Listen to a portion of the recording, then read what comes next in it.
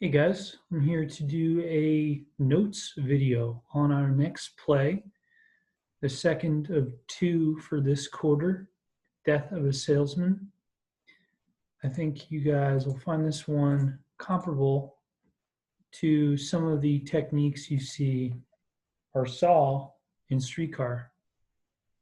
So get out your notebook or whatever you like to use to take notes and follow me along as we explore some of the plot and themes of Death of a Salesman. This is America's most famous play for sure. Just a little bit of background first. It was written by Arthur Miller in 1949, so just 2 years after Tennessee Williams' Streetcar Named Desire, and it premiered on Broadway in February of that year, so immediately. It's basically won every American Theater Prize you can, Pulitzer Prize, the Oliver Award, and Tony Awards, including 3 of 4 nominations for Best Revival. I did see one of those revivals as well. It was great. So we're going to look at some characters here. Willy is definitely the main character. He is an aging and unsuccessful business salesman, married to Linda, and he has 2 sons, Biff and Happy. He is pretty old or getting there, and he's delusional about the past. He is actually fired from his job at 60 years old, and he has no money in his savings. Linda, like I said, is his wife. She defends her husband's delusions until the end of the play, and Biff and Happy are his sons. They are a little bit different in that Biff is sort of the quarterback, washed-up athlete and has no professional aspirations at all. But Happy is like a womanizer, and he returns home. Both of them return home for reasons that are unexplained, but we'll talk about that here. So in the 1940s, Willy Loman is an aging salesman, and he is struggling to keep his head afloat financially alongside his wife and Happy, their son, and Biff. His mind is sort of degenerating. He has daydreams or hallucinations about the past, especially his son Biff's athletic achievements, and he fantasizes of success and fame in his own field of sales, though there is no evidence really to show that he's ever been successful or that he's ever been famous. When Biff sort of commands his father to accept his normal, less than special status, Willy concocts a plan to ensure that his own life will be worthwhile. In his mind, a man is worth more dead than he is alive, sadly. So there are a lot of themes in this play, the most famous being one about the American dream. Miller is almost inarguably making a statement about our concept of the American dream and how we define it. So before we can look at the play's interpretation, I think it's important to ask ourselves, what is the American dream exactly?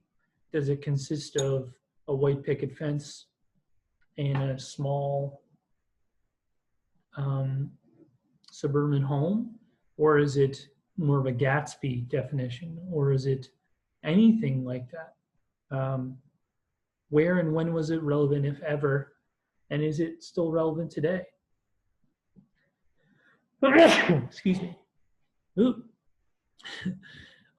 So just a little bit about the history of this term, where it even came from, because it's used a lot, and it does actually have some origins in the book called The Epic of America, written by James Truslow Adams.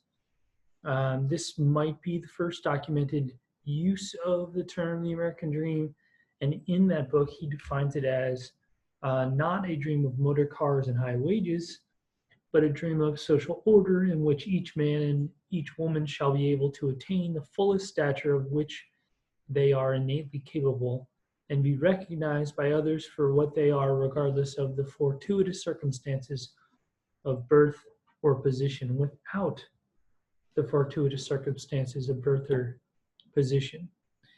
It's pretty interesting right there. Ask yourselves whether or not you think this is true or even possible in today's world. So it is the subject of a lot of works, and we've read it in Gatsby, and we didn't read Walden this year, but he does define it in the picture on that little sign there.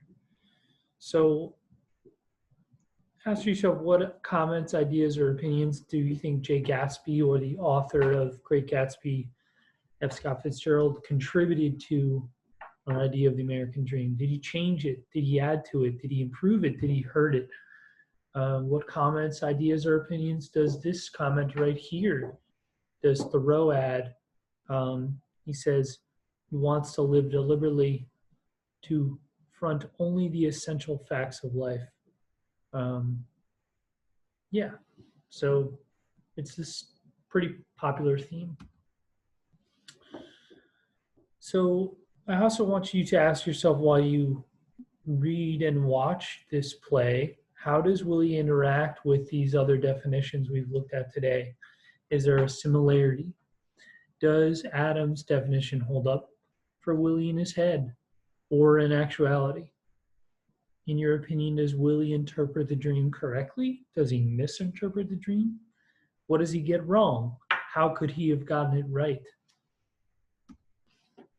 There are a ton of themes in this story, such as the hero's flaw, ideas about capitalism, identity and accepting the self, fame, fortune, glorifying your past, having hope for the future, and understanding what it is you mean when you say success. So I hope you guys look forward to this story. I think you'll get something out of it, and we will use a pretty accessible version that we can find online to guide our reading. But yeah, thanks for stopping by, and make sure you take a picture of screenshot or phone picture of your notes. Thanks.